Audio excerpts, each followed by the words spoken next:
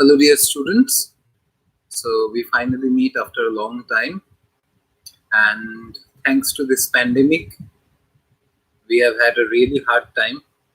I hope you are all doing well. Now, since we have to get back to the brass tacks, so let's start studying. That's why I have chosen Eliot to begin this semester with you, because as most of you know that Eliot is one of my favorites. Now, I will be teaching you T.S. Eliot's poems, primarily two poems, Preludes and Prufrock, the Love Song of J. Alfred Prufrock. And I'll be also teaching you his essay, Tradition and the Individual Talent, which is in the DAC paper. Now, since this is the honors class, so I will be starting with Eliot's poem. Now, I would have loved to begin with the DSC section because then it gives you some idea about Eliot's uh, basic credo. However, what cannot be cured must be endured. So let's begin with our understanding of T.S. Eliot. Now, since we do not have much time and I have rather a huge syllabus to cover this year, so I would not go that much into the background work because those of you who have studied with me for the past 2-3 years in class, you know that I have often given you an idea of modernism. What is it? How does it function? And so on and so forth. So I do not think I'll be going on into that once again. So I shall be talking directly about T.S. Eliot. Now, when you were in your UG first semester, I gave you a basic biography of T.S. Eliot, so you know who the person is. I would not repeat that. Basically, he was born in 1888 and he passed away in 1965. And the Love Song of J. Alfred Prufrock, along with Preludes, belongs to the first collection of poetry ever proposed by Eliot. The name of the collection is Prufrock and Other Observations. I hope I am audible to you. If not, then please write in the comment section. Now, Prufrock and Other Observations. This title is very significant because it gives us an idea that since we are talking about Prufrock and other observations, therefore Prufrock might in himself very well be an observation. This is the first thing that I would like to hint at. Now, if Prufrock is himself an observation, then you must realize that Prufrock is not a human being. He is not a living, breathing person like you and I. But is it so? No. Prufrock is an individual, but more so, Prufrock is a persona. He is an individual personality. So do not mix up Eliot with Prufrock because then you would be committing one major mistake by reading Eliot's life into Prufrock. But that would be a very huge mistake because Eliot and Prufrock are two very different personalities. You see, when Ezra Pound was writing his Hugh Selwyn Moberly, and he was once asked that who is Moberly? Are you Moberly? And Pound said, I am as much Moberly as Eliot is Prufrock. So these are just masks. And you will see that this masking metaphor recurs throughout the first collection of T.S. Eliot. Now, Prufrock and other observations, as I have said, Prufrock is an observation, he is a mask. And look, Prufrock comes under the veneer of a host of observations. And therefore, we are not only looking at what Prufrock observes, but we are also looking at Prufrock while Prufrock is observing something. So imagine Prufrock is observing something, we are looking at that. But also, Eliot invites us to observe Prufrock as he observes certain things. Now, in this regard, we cannot simply overlook the factor that whenever we are reading poetry, the act of reading poetry or the act of reading to a certain extent involves the gaze. That is how we are gazing at a character in action. Starting from Aristotle, we have realized that characters are not important in themselves, but characters in action are important because that helps us probe into their internal psyche, into their uh, psychological bent of mind. And therefore, it is very important to focus on Prufrock from this perspective as well. That is, a normal mind on a normal day. All right. Now, what is normal? I would not go into that because that demands a lot of discussion. Excuse me. However, this text was written in 1917, that is 103 years ago. But you would be surprised when we read it that how contemporary Eliot is to us.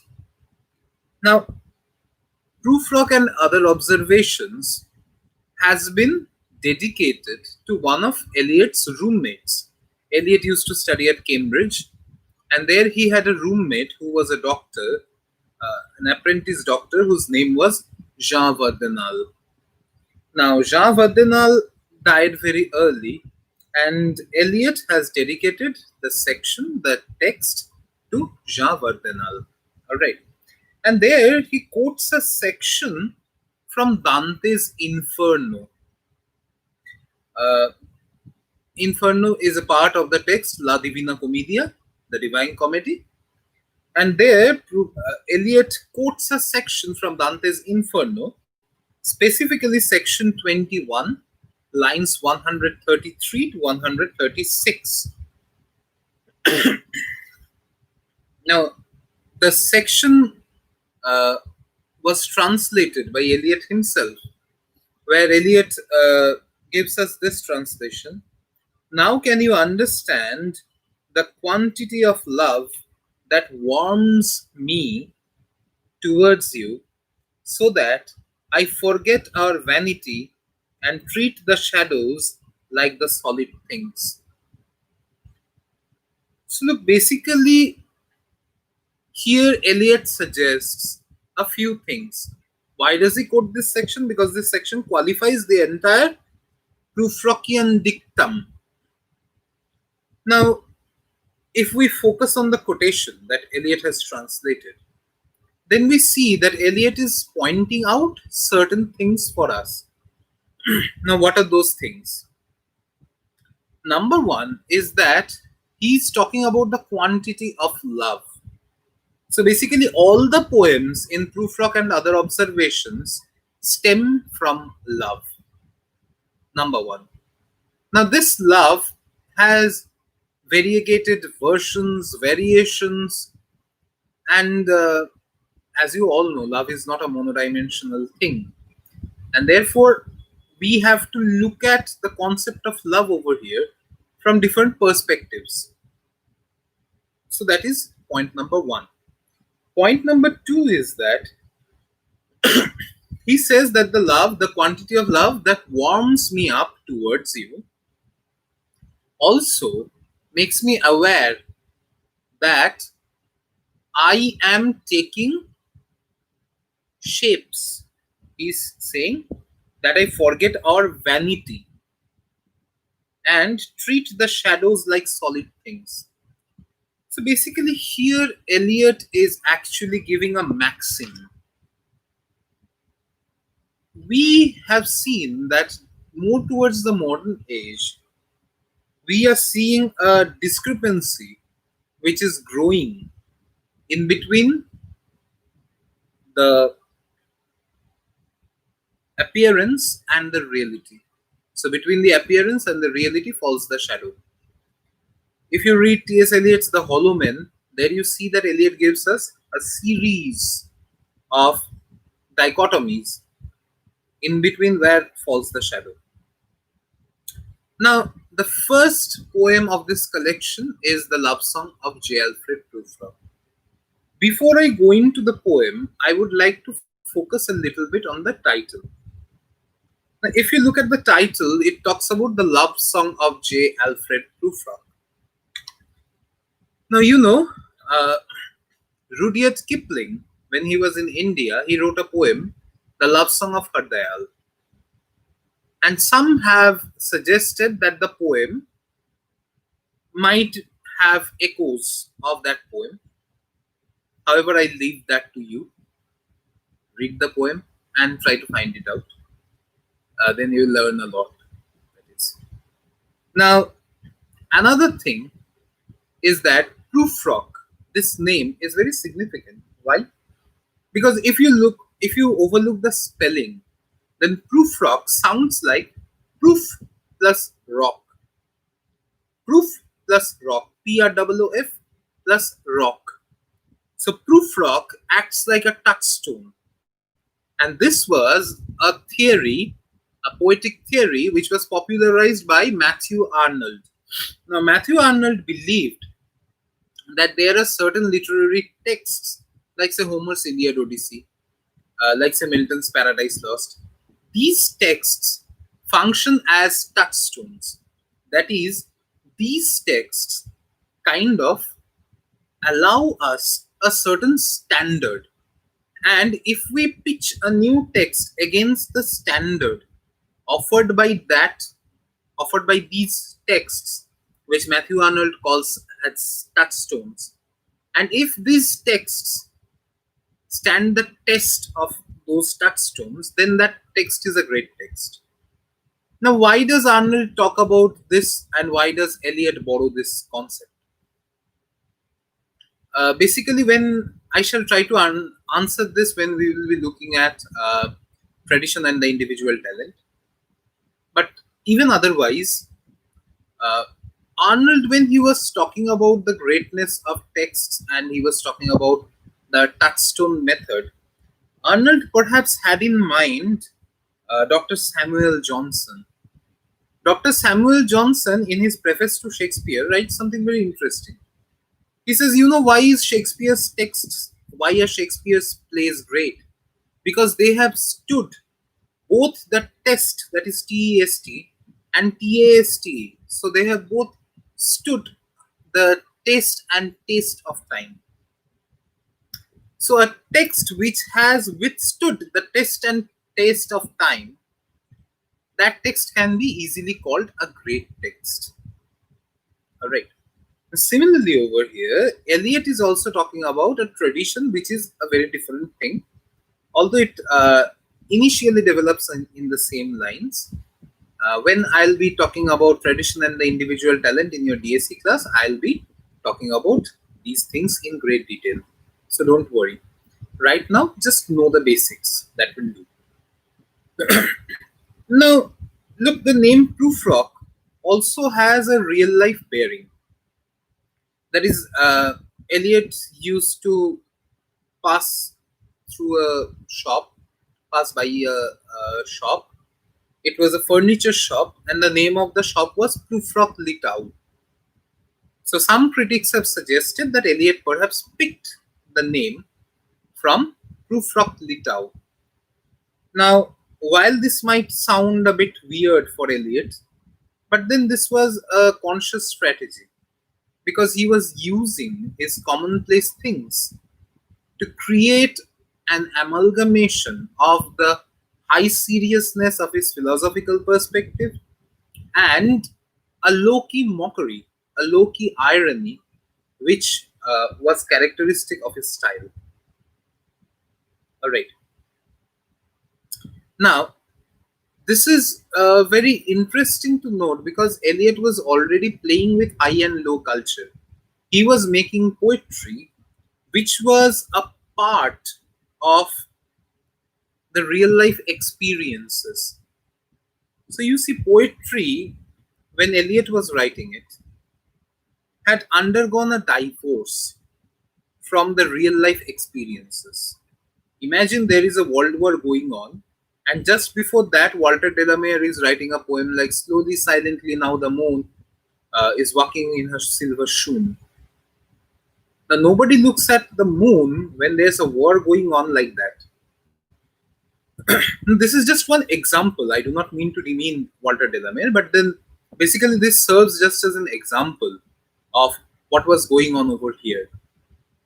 So you see, this is very interesting because Eliot was trying to reconnect poetry with the blood vessels of the times. He was trying to re energize poetry. He was trying to relocate poetry. He was trying to appropriate poetry to the necessities of the time. And this is very, very important because without relocating poetry into the very blood vessels of the civilization, excuse me, you cannot simply talk about poetry or any form of art. Any form of art which is divorced from its own culture, from its own contemporary society, is not good art. It cannot be good art. Now, if we look at the content of Prufrock, then we'll see that it is a middle-aged man whose name is J. Alfred Prufrock. And this middle-aged man, he is going to a party where there are certain beautiful women, and Prufrock has fallen in love with one of these women. Now he is thinking that he would propose to one of those women, the lady he loves. But basically, he is into a lot of self doubt. He is questioning himself because he feels that in that party room, he kind of gets alienated, he gets isolated, he suffers from a boredom and ennui, which was characteristic of the modern period. And finally, Prufrock fails to do so.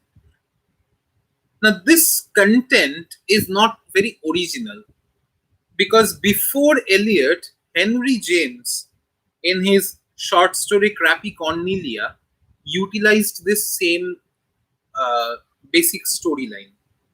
All right. But then Eliot's treatment is very interesting because Eliot probes into the psychology of Prufrock, and therein he exposes and he explores how a human mind functions. All right. If you read an essay by Virginia Woolf, the name of the essay is Modern Fiction. There you'll see that Woolf writes that modern fiction or modern literature in general is not like the realistic literature of its previous era, that is the Victorian era. In realistic literature, what happens is that we focus on the externities, the reality. How is the society? How are the houses? How are the people working? How are the people behaving? That's what we notice.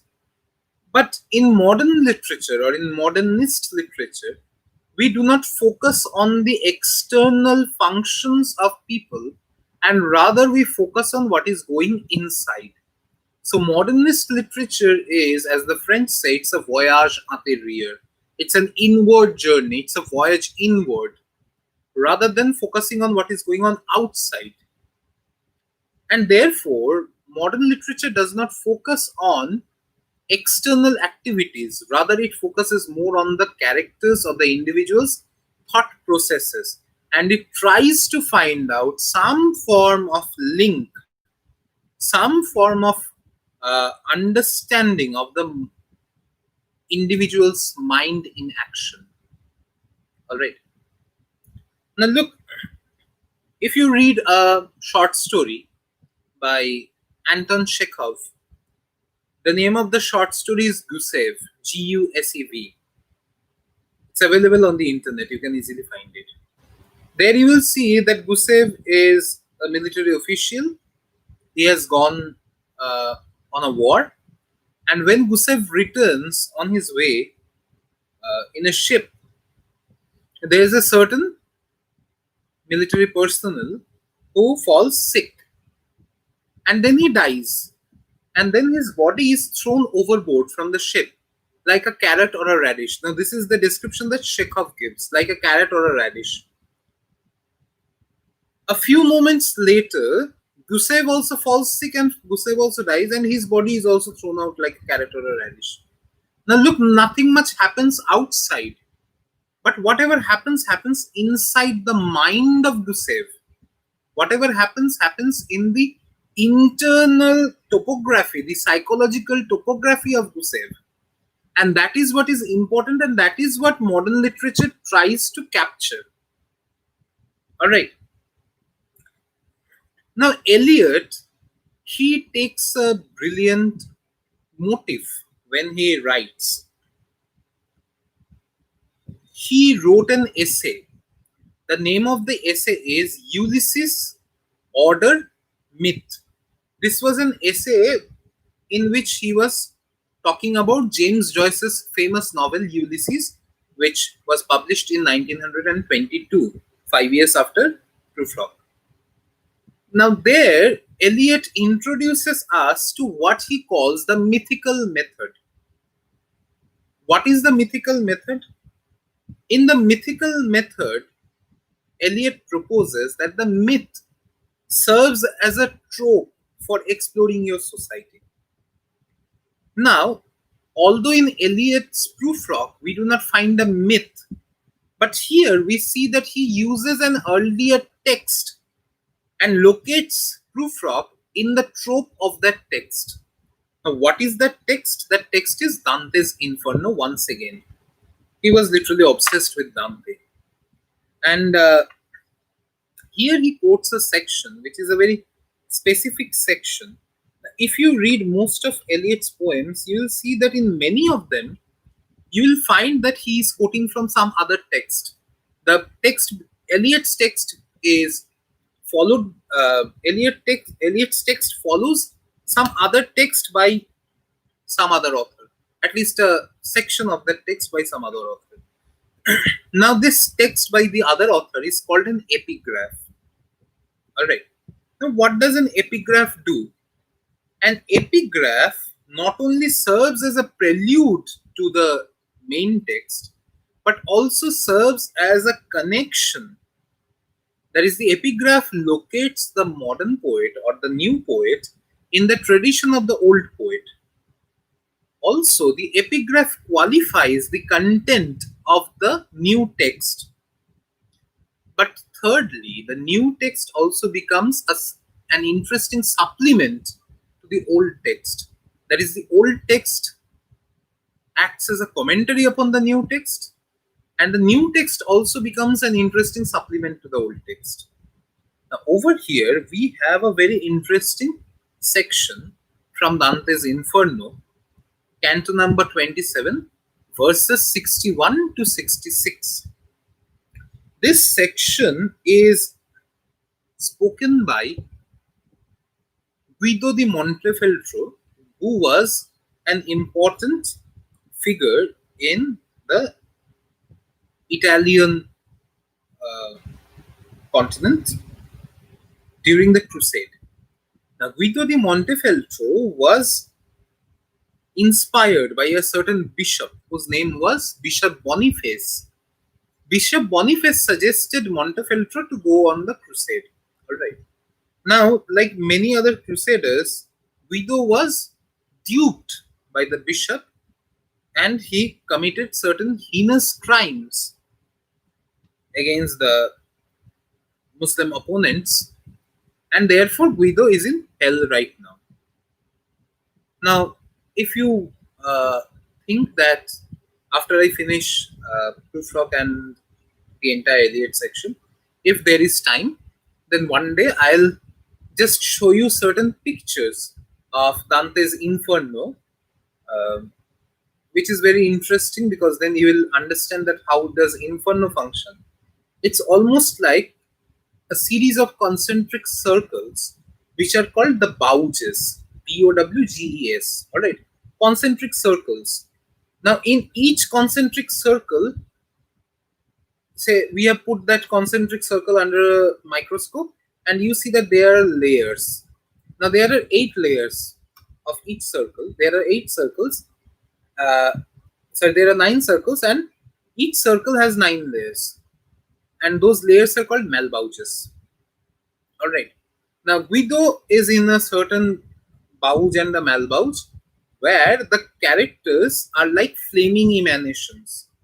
So that entire area is in flames, and out of those flames come emanations, embodiments who were once human and now they are doomed to hell. Now, just before meeting Guido, Virgil, who is Dante's guide in hell. So Virgil has taken Dante through Ulysses, whom we once met in Tennyson's Ulysses. But now he is meeting Guido di Montefeltro, and look what Guido says. Si credesse che mia risposta fosse, that section in Italian. That section means if I knew that I were answering to one who could return to the mortal realm, then this flame, that is, his tongue is also made out of flame. So he says that if I knew I were answering to one who could return to the mortal realm, then this tongue or this flame should forevermore cease speaking. But since I know that none from here returns to the mortal world, I can speak to you without shame about my infamy. Alright, so this is the section. But look, this section is very interesting. Why? Because it automatically introduces us to certain problematics which Eliot wants us to focus on. All right, observations, if I might say. Now, first, let me draw your attention to the text from which this section has been taken. That is Dante's Inferno. Therefore, Prufrock's modern world is a modern day Inferno. This is number one. Number two is that just like just like Dante had a Virgil, Prufrock perhaps has another self, perhaps has another guide. Maybe it's Eliot. Maybe Prufrock is our guide. We don't know. We'll try to know. Don't worry. Point number 3 is that just like Guido was misdirected by Bishop Boniface, here Prufrock is also misdirected by his ambitions. Clear? And look, now he must suffer through the flames, the agonizing flames of existence. Similarly, Prufrock will also undergo a kind of flame trial of his own desires, of his own wishes, of his own anxieties, of his own existence, of his own ennui. And he will give birth to an avant-garde literature, an avant-garde poem, which is the love song of J. Alfred Prufrock. So at the very outset, by connecting Prufrock to Dante, Eliot already tells us that he is creating something very new. You know, when Harriet Monroe, the editor of the journal called Poetry, she was given the text of the love song of J. Alfred Prufrock. She wrote to Ezra Pound, but this poem ends with a dying fall. And Pound said, good, you have got the poem, now publish it. So you see, that's the brilliance of Eliot. That is, he shatters all our expectations. He kind of widens, shatters, parodies, makes a pastiche of the horizon of expectations that we bring to this text. And therefore, this text becomes so very important. And this is the new kind of poetry that we are encountering and that we have to encounter. Now, with all those considerations in mind, Let us go then, you and I, when the evening is spread out against the sky, like a patient etherized upon a table. So, with all that consideration in mind, Eliot says, let us go then, you and I, when the evening is spread out against the sky, like a patient etherized upon a table. Imagine you are with your partner. Say your partner has given you a call in the afternoon, and he or she is like, okay, I'm missing you, can we meet? And you say, yeah, sure, let us go then, you and I, when the evening is spread out against the sky. And the other person thinks, oh my god, he or she is in such a romantic mood. Let's see whether the mood is romantic or not. All right, so look, let us go then, you and I. And look, the fourth word is then. Eliot does not begin the line with let us go, you and I. He says, let us go then, you and I. So he wants you to take into consideration the epigraph and all the ramifications that the epigraph entails, all that the heaviness the epigraph entails, all the connections that the epigraph entails. Eliot wants you to bear that in your mind. And then he says, let us go then, you and I. So you see, not a very pretty evening walk and not a very pretty date either. So look, I have explained the then part only. Now he says, let us go. So, who is this us? Some have said that it is Eliot and a male friend. Eliot himself said that it is perhaps a male friend, referring to Jean Vardinal. But it can be a female friend. It can be the author and the reader. It can be two selves. You know, Chinua Achebe, I hope you have heard about his name.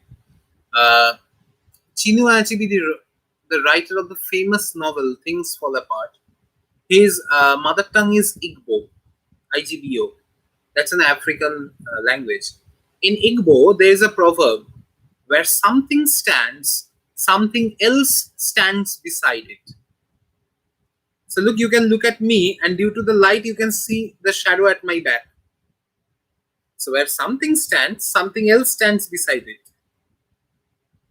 So look, the student that is watching this video, or maybe anybody watching this video, is a self. And that self is trying to learn something from this video, from this experience. Now, I am sitting here, I am delivering this lecture. Now, maybe at home I am not this person, but now I have calmed myself, I have composed myself, and I am sitting here with the book, trying to convey something, trying to make some sense. So this is just one persona. I'm not this persona all the time, not this persona 24/7. So where something stands, something else stands beside it. That is, there are other personalities in me which are not coming up right at this moment, but are there. So look, let us go then, you and I. At the very beginning, he was saying, let us go. So this was an amalgamation. This was a togetherness, a shared togetherness. But look, after the then, there's a comma. And in that pause, the us breaks into you and I. So there is already a separation. You see, all relationships come with this predicament of togetherness and separation. They are inseparable. If there is togetherness, there must be some form of separation, at moments at least. So let us go then, you and I, when the evening is spread out against the sky. Now look, once again, there's a problem. What is the problem? Why does Eliot say against the sky and not on the sky? This is a question that you must ask yourself. When the evening is spread out on the sky, is fine. All right. So it's like a painter who is painting on the canvas and he's painting the evening with his brush. So when the evening is spread out on the sky, so that's one image.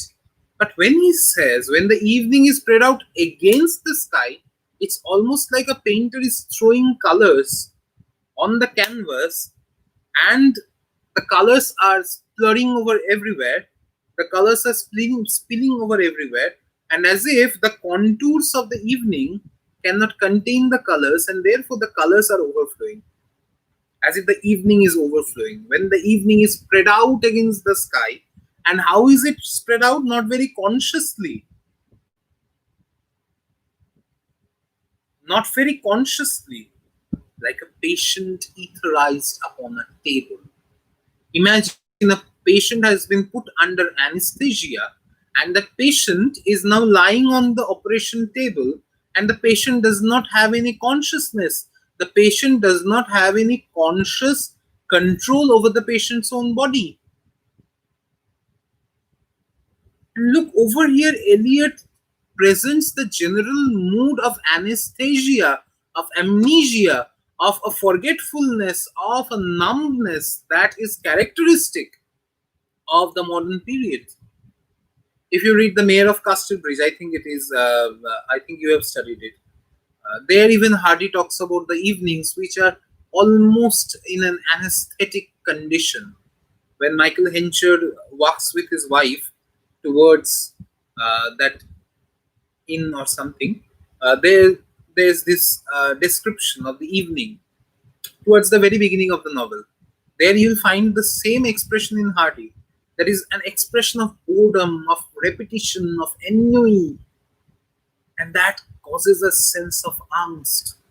And look what Eliot does. He simply pitches the meagerness of the eye of the first line, you and I, against the magnificence of the sky.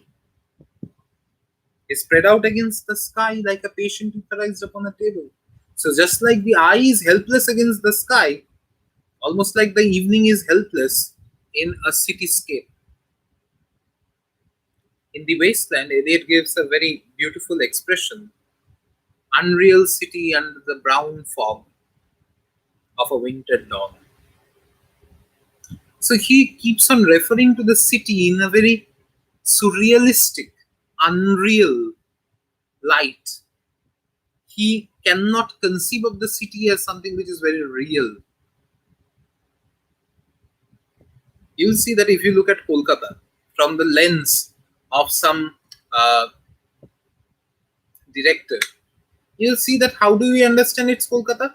They'll show Howrah Bridge, they will show Esplanade, they'll show Victoria Memorial, and maybe two or three other things, and that is Kolkata for them. Maybe they'll show the Ganges, and that is Kolkata for them. But we who have lived in Kolkata for so long, we know that that is not the real Kolkata. Kolkata has so much more to offer.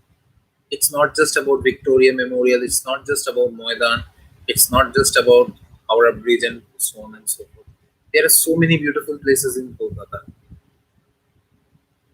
Right? So similarly, he talks about his own city. And you can think that this city is our present day 2020 Kolkata. Yeah, yellow taxi. Thank you, Varisha. Please communicate. Feel free to talk. It's your own text. So that's the beauty of Eliot. So look, like a patient etherized upon a table. Let's go through certain half-deserted streets. The muttering retreats of restless nights in one-night cheap hotels and restaurants with oyster shells. Now look, he takes us through the streets, the city streets. Those of us who have lived in Kolkata have known that Kolkata is famous for its bylanes, its alleyways. And those of you who have lived in the north, you know that the north has another beauty of its alleyways. It's like a maze which leads you to some overwhelming place. So look, let us go through certain half-deserted streets. Here, Eliot poses a very cardinal problem. Here, he connects the poetry with the times. And we are very lucky as a generation. You are very lucky as a generation that you get to study this poem during the pandemic, because you can connect to it on a very different level. Let us go through certain half deserted streets. Imagine there's a glass of water. Half of the glass is filled, half of the glass is empty. Right. So you can say that either you can say that the glass is half full or the glass is half empty. Right. So he could have said that deserted street or half filled street, but why does he say half deserted? As if the streets have not been fully deserted, have not been fully accepted. It's hanging in between, half deserted. Why does Eliot use this expression? Here he links the poetry with times. You see, basically, when Eliot was writing, look at the year 1917. The First World War is going on in full swing. So those of the men who could serve in the battlefield, and some women as well, they have gone to the battlefields. And the men who are left behind, they are incapable of going to the war, the battlefield. And the women are running the society. Because if the men have gone to fight the war, then who is going to run the society? The women. So they are now running the society. And therefore, the afternoon street is like half deserted. Now look at your pandemic street, it's also half deserted. So you can understand the loneliness of the street. You see, you are feeling bored at your house, so you go outside. But now you go outside and you see that the streets are half deserted. At least the alleyways are. I'm not talking about the main streets. Like Hatibagan is still jam packed due to the pujas. But still, Kolkata is way more deserted now than it was maybe a year ago. So half deserted streets, the muttering retreats of one night cheap hotels and sawdust restaurants with oyster shells. Now, this is a part which I'll explain in the next class, because this will take us to deeper into Eliot's own exploration of Prufrock psyche.